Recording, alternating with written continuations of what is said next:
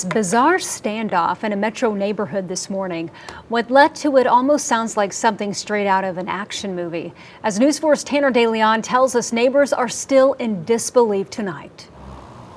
This is where everything started this morning, near the intersection of Northwest 16th and Portland. That is when Tony Ramos got out of his vehicle with a gun and started going after lawn care workers. He pistol whipped one of them and grabbed another, taking him hostage in his vehicle before driving back near his home in War Acres.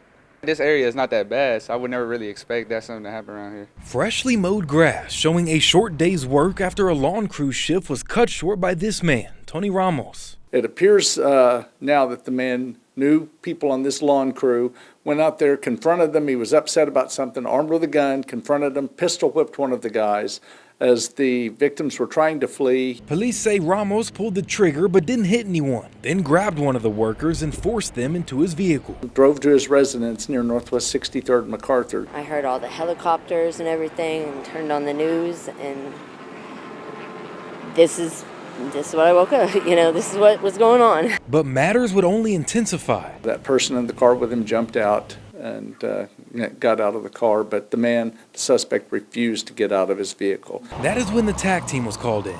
But it took us basically introducing gas into his vehicle, and then there was also a taser used before he finally surrendered. Ramos was handcuffed and taken to the hospital with minor injuries. Neighbors say they will be more aware of their surroundings from now on.